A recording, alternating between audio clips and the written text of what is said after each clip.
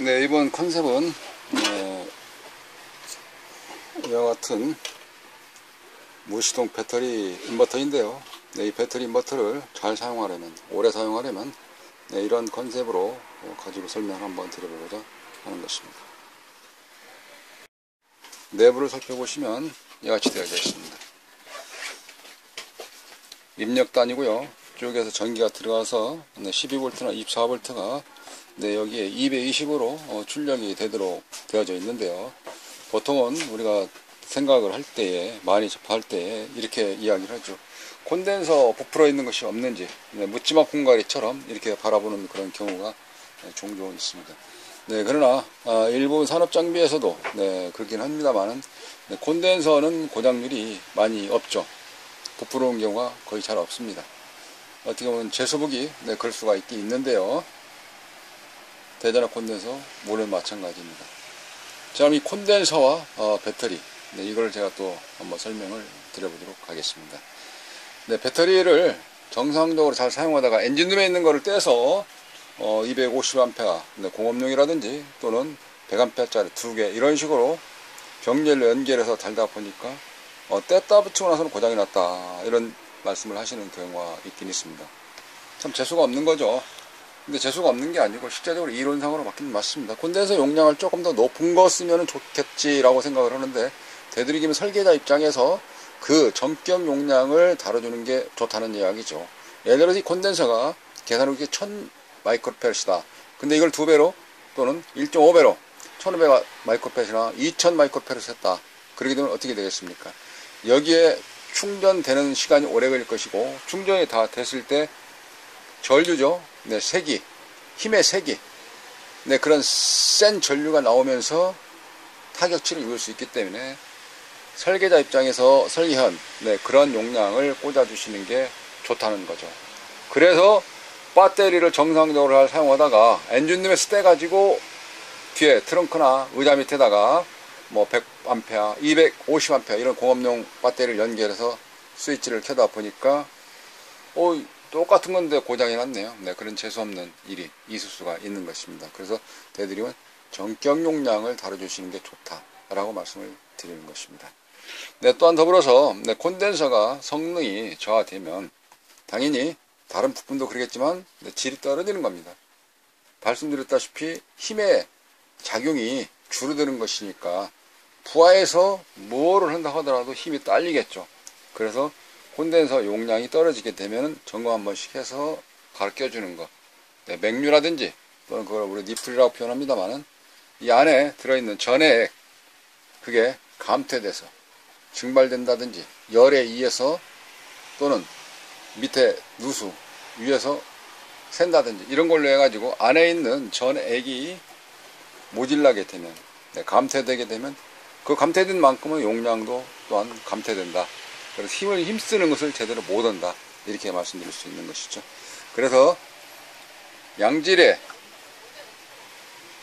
전원을 안정되게 공급을 하려고 그러면, 예를 들어 태양광도 마찬가지지 않습니까? 태양광 솔라판에서 용량을 100을 보내고 있는데 여기에서 100을 그대로 받아서 100을 내보내야 되는데 100은 받았는데 100을 못 내보낼 때, 그죠? 한전 전기에다가 계량기에다가 콘센트에다가 100을 못 내보내다가 그러면은 못 낸 만큼의 역률, 효율이 떨어지는 거 아니겠습니까?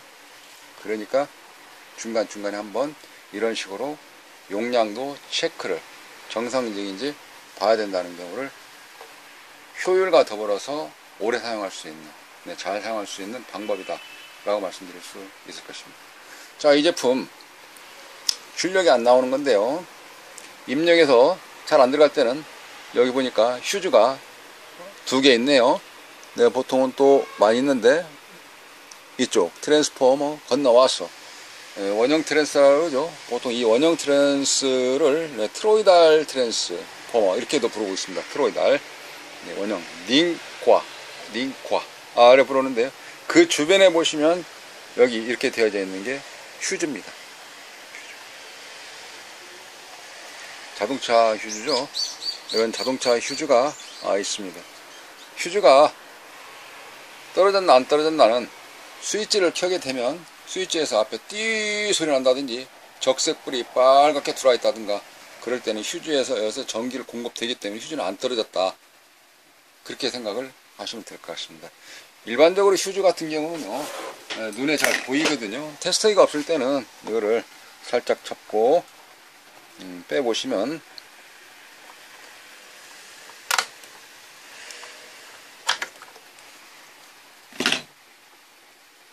가운데에 보시면 이렇게 아치형으로 된 터널식으로 되어 있는 모양새가 보이죠. 이런 경우 휴지가 안 떨어졌다는 거예요. 이게 저 가운데가 새카맣게 된다든지 톡 금이 갔다든지 그런 경우는 휴지가 떨어진 겁니다. 그래서 입구에서부터 전기 공급이 차단되기 때문에 초입 단계부터 아무런 동작을 안 하는 거. 이렇게 보실 수가 있는 것입니다.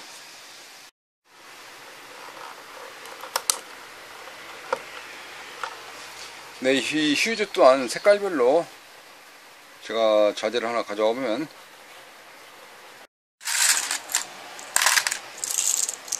이런 휴지인데요. 이렇게 색깔별로 있는 경우는 뭐냐면 이 색깔에 따라서 암페어가 다른데요. 그 암페어 숫자는 여기에 써 있습니다. 이거 같은 경우는 40암페어라고 써 있죠. 이게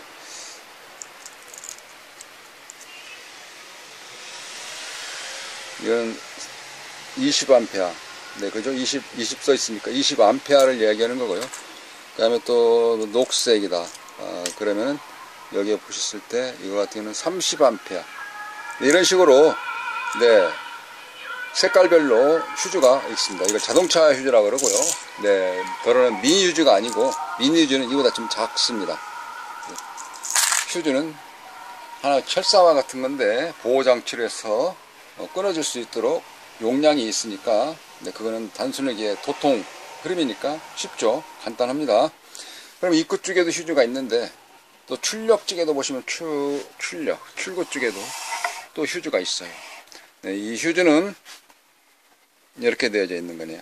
유리 원통형 휴지입니다. 출력단에 각 라인에 하나씩이어서 두 개가 있네요.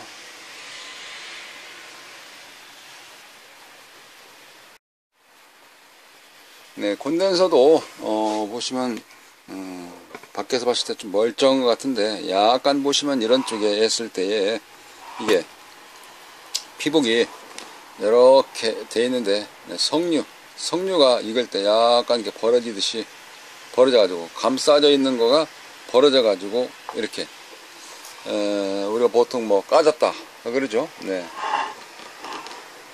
까져 있습니다. 노출이 좀 더 많다는 이야기죠. 양파를 까듯이 까졌다. 이런 표현을 쓸 수가 있긴 있는데요. 그만큼 노출이 많이 되면 될수록 이 안에 부풀어 올랐다. 안에서 내부에서 팽창이 심하다. 그러면 제 기능, 제 성능을 발휘를 못할 거 아니겠습니까? 이런 경우는 추출해서 즉 보드에서 분리를 해서 용량 체크를 해봐야 된다는 이야기입니다. 계측기를 들이대서 정상적으로 동작할 것인가 라고 확인을 해봐야 된다는 이야기죠. 더러는 본인이 못하실 것 같다 그러면은 주변에 멘토라든지 또는 친분이 두텁거나 또는 전문가에게 손길을 빌려서 그렇게 할 수도 있는 것이고요. 이 모델은 이제 출력이 안 나오는 거니까 여기 들어가서 어디서 어떤 파트가 이 일을 제대로 못하는지 그래서 그거를 우리 채찍을 들고 다니듯이 하는 것은 아니고 계측기를 가지고 하나씩 좀 세심하게 살펴보도록 하겠습니다. 근데 무시동 배터리 인버터 같은 경우는 잔손질 그러니까는 손이 좀 많이 가는 그런 일들이긴 합니다. 분해 조립할 때에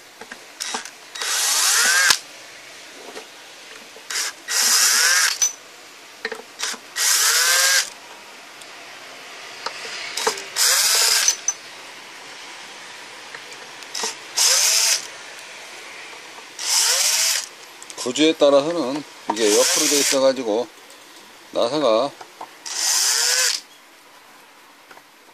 플러스와 마이너스가 있는데 그쪽 홀 구멍 맞추기가 다루는 어려운 경우가 있죠.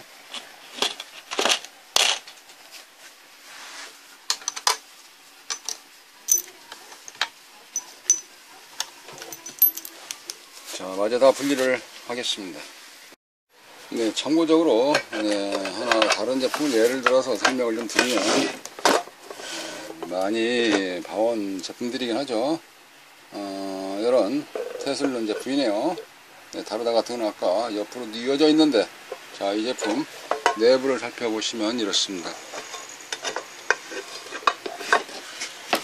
자, 이런 식으로 구조가 되어져 있는데요.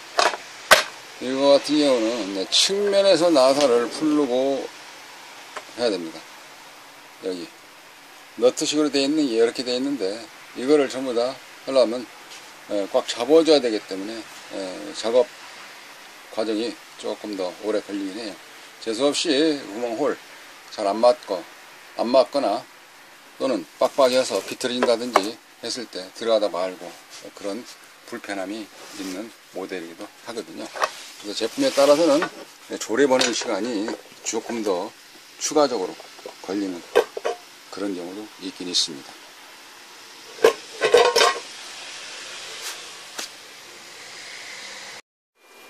네, 그러면 이번에는 콘덴서를 하나 뽑아서 용량 체크를 해보도록 하겠습니다.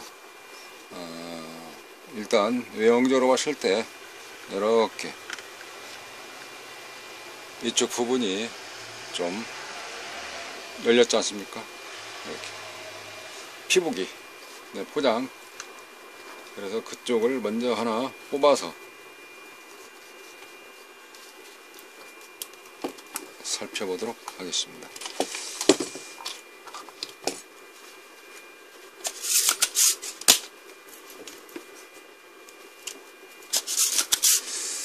얘가 이거하고 여기가 있으니까 여기죠, 그죠?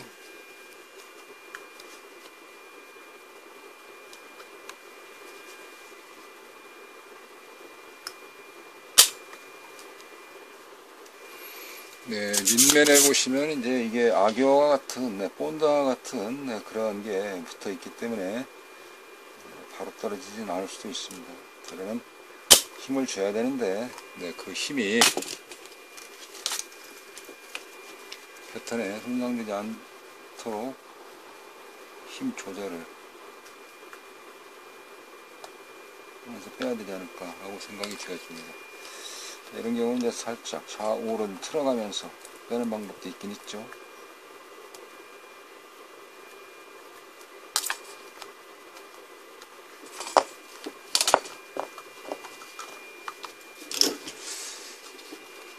네, 이런 식으로 뺐거든요. 이게 진이 흘러서 나온 것은 아닌 것 같고요. 진이 흘러 나온 것은 아닌 것 같고, 이 같은 본드치, 그러니까 그거인 것 같습니다. 그리고 이거를 뺀 걸 한쪽에 잘 담아놓은 상태에서 놓고, 그 다음에 또 하나 더 데콘도 뽑아보도록 하죠. 자, 이게 데콘인데 똑같은 방법으로 뽑아보도록 하겠습니다. 잘 뽑아진다 싶으면 새 납을, 새로운 납을 먼저 기존에 납은 산화되어 있듯이 그러는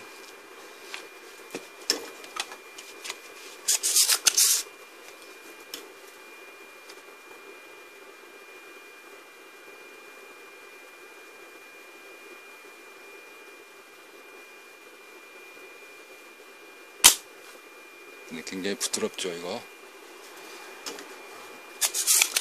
이쪽 시장에서는 통상 대왕뽁뽁이 이렇게 부르고 있습니다. 대왕뽁뽁이.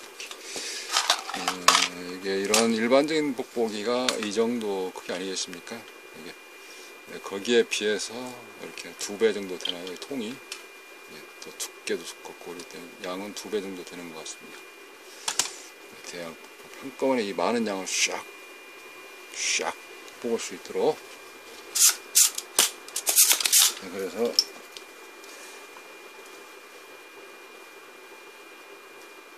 열량을 촉촉하게 몰캉몰캉하게 그런 상태에서 받아주고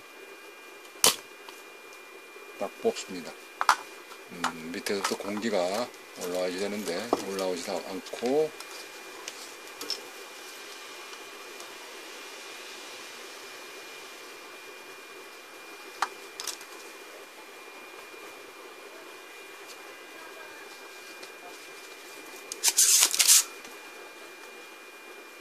자, 열량을 촉촉하게 한 상태에서 그리고 흡입기로 부드럽게 이게 팍 소리 나면 밑에 동판이 그리 되기 때문에 그래서 부드럽게 대양 복복을 한 번씩 사용할 때가 있거든요. 자, 이거 살짝 드러내니까 밑에 아기와 같은 본드와 같은 이런 거 걷어내지고 이와 같이 나왔습니다. 이거는 400V에 390 마이크로, 아까 여기 뺐던 것 같은 경우는 35에 2200 마이크로 짜리가 되겠네요. 그럼 용량 변화가 없는지 계측기를 가지고 테스트를 해보도록 하겠습니다.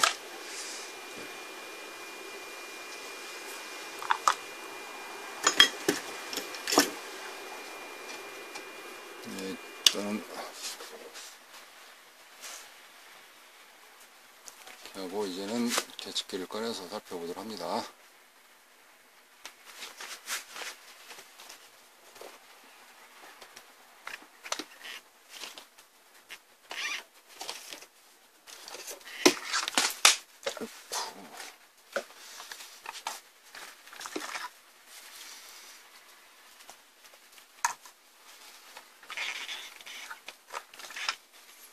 콘덴서 위치로 맞춰 놓고요.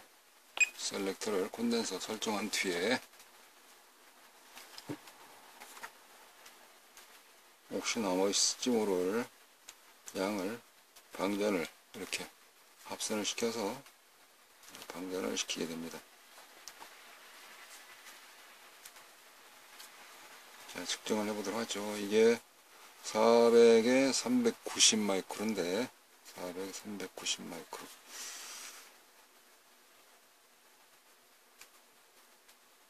몇 나오나요? 네, 377 마이크로 나오고 있습니다. 현재 이쪽 테스트기에서 상에서 보시면 377 마이크로 페럿이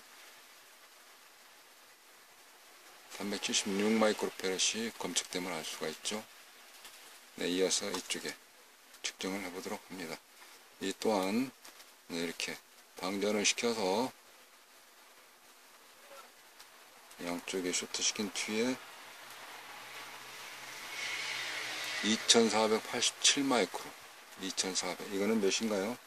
2400 이게 2200 마이크로 페라.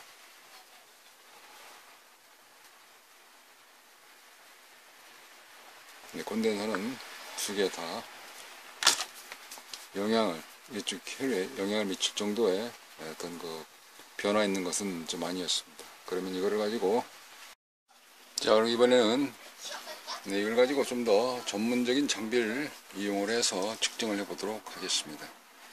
자, 고유의 값이 아까 이쪽 콘덴서 테스트 같은 경우는 숫자로다가 나왔었는데요.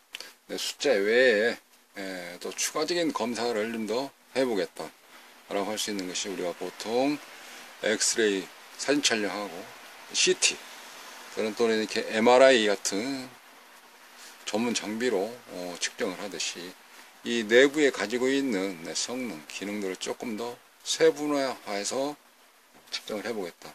그럴 때는 이와 같이 파형으로다가 숫자를 좀 더 다른 값도 측정해 보도록 하겠습니다.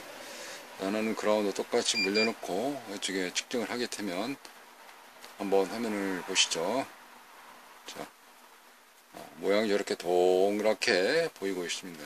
그리고 좌측 하단에 보시면 심벌이 있는데 R과 콘덴서 값이 같이 표시되고 그 좌측에 보시게 되면은 이게 R 값과 C 값이 이렇게 표시되도록 되어져 있습니다.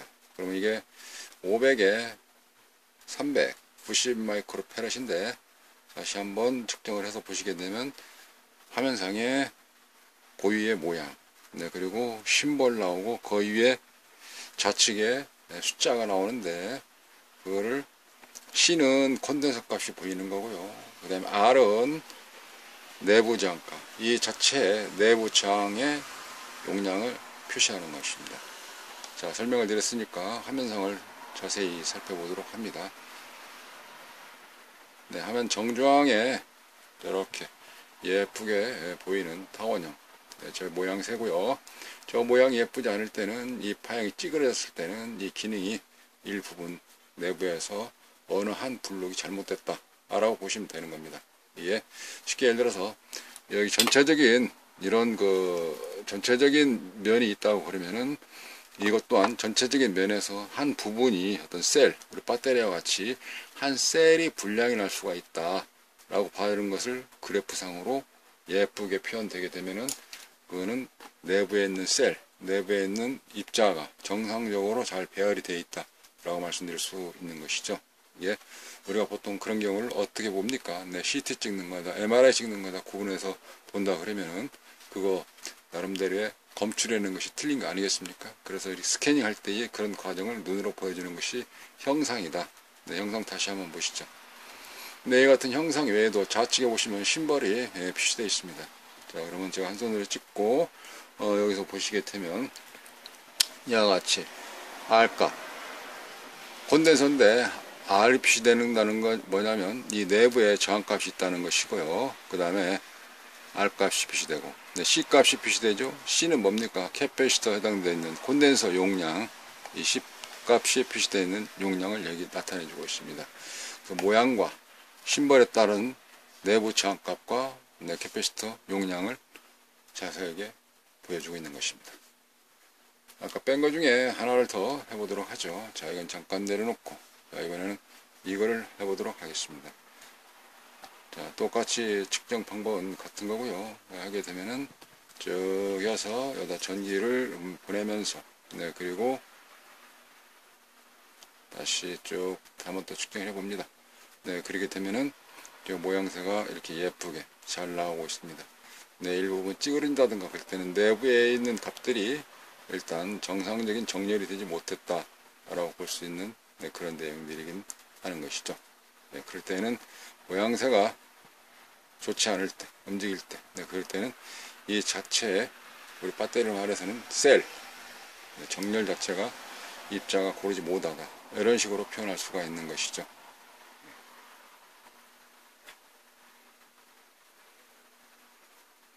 숫자로만 가지고, 네, 이렇게 측정, 관측, 이상념으로 파악할 수 있는가 하면은 이와 같이 숫자에 더불어서 모양새, 그리고 조금 더 세부적으로 스캐닝할 수 있는 내부 저항값, 네, 그거를 보고 이 부품 이상용어를 정확하게도 판단할 수가 있는 것이죠.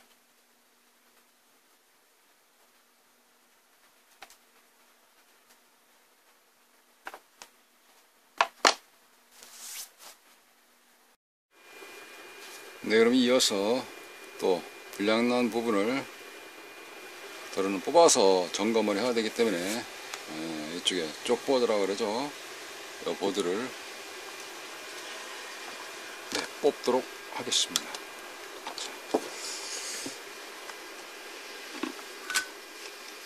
자, 이번에는 이 홀 자체를 손상되지 않은 상태에서 뽑아야 되기 때문에 톡톡 튀는 이러한 납 흡입기, 이런 거보다는 조금 더 부드러운, 물론 이런 경우도 이렇게 고무 파킹이라든지 더러는 내 옆에 실리콘으로 돼서 기판이 손상 안 되도록 부드럽게 이렇게 처리하는 경우도 있긴 있습니다. 이러한 고무 완충 효과를 해줄 수 있도록 되어져 있는 실리콘. 네, 그런데 이거 가지고도 또 빨리는 게 더러는 만족스럽지 못하다 라고 했을 때에는 이거는 잠깐 또 용도에 따라서 사용할 수 있으니까 한쪽이 잠깐 놓고요. 네, 이번에는 이와 같은 납 흡입기, 네, 디스홀더 이렇게 부르고 있거든요.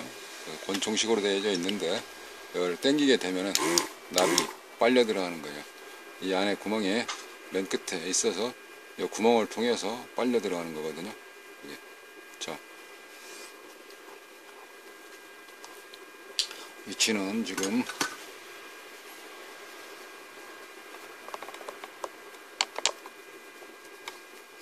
왼쪽으로 당겨 볼까요? 여기 있는 거.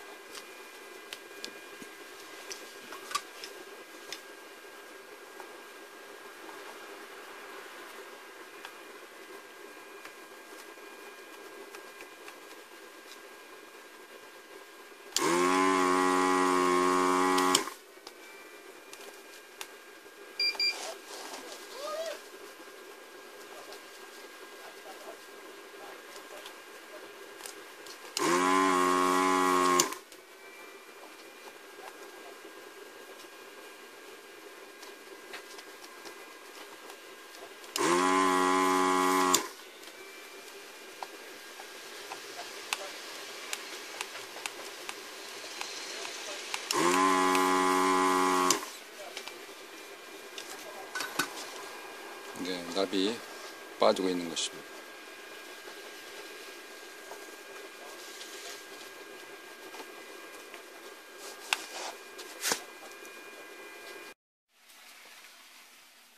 내변에는 이 앞에 있는 쪽보드를 뽑아서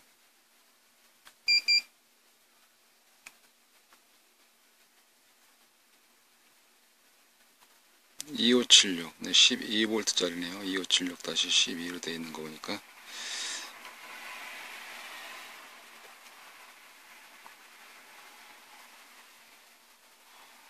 네, 2576 12죠. 이 부품 전원 공급 라인인데 자체적으로 쓸 수 있는 전원을 안정되게끔 공급하기 위해서 달려져 있는 건데요. 다시 이번에는 이거를 또 관측해 보도록 하겠습니다. 네, 이어서 추출한 보드에서 뽑아낸 이러한 쪽보드에 대한 측정을 해보도록 하겠습니다. 네, 일반적으로 측정할 때에는 우리가 이런 숫자상으로 나오는 디지털 멀티테스터기로 하게 되는데요. 여기 숫자 외에 좀 더 자세한 게 우리가 CT, 엑스레이 또는 MRA 그러듯이 각 측정 부위에 따라서 증상에 따라서 또 보여지는 스캔이 다르기 때문에 우리도 여기서 관측을 할 때에 내부에 들어있는 보이지 않는 돌덩이가 속에 어떤 금실 또 실선들, 철심들이 그런 게 회로가 구성이 됐을까 게이트를 하나씩 읽어보는 그런 과정으로 형상을 보여주는 것을 살펴보도록 하겠습니다. 자, 그럼 먼저 데이터를 하나 불러와서 하게 되면은 1번부터 핀을 찍어 보도록 하겠습니다. 자, 1번 핀이 이쪽이죠. 자, 오른쪽에 파형을 봐가면서 찍어 보게 되는데 자세를 좀 바로 하고 1번 찍어 보겠습니다. 네, 2%의 오차율이 있다 라는 경우를 현재 보여주고 있죠. 1.8 0.6V C값이 1.7 그걸로 인해서 2%의 오차율이 있다 라는 경우를 현재 1번 핀에서 보여주고 있습니다. 다음 2번 핀 어떻게 나올지 2번 핀을 계속 찍어 보도록 합니다. 2번 핀. 네, 2번 핀은 현재 5%의 오차율이 있다라는 경우를 보여주고 있습니다. 네, 이런 경우는 다시 한번 찍어 봤을 때 그 값이 똑같이 5%로 나오네요. 네, 그 값이 지금 148 그리고 13 약간 기호가 달라지면서 내부 값이 표현 자체가 심벌이 달라지죠.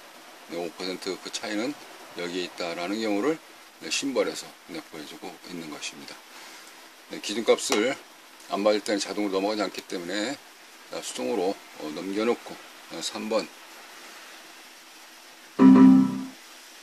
7%의 오차율이 있다는 경우를 좀 보여주고 있네요.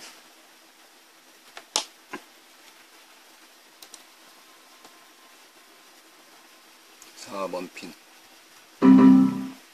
6%의 오차율이 있는 것이고요.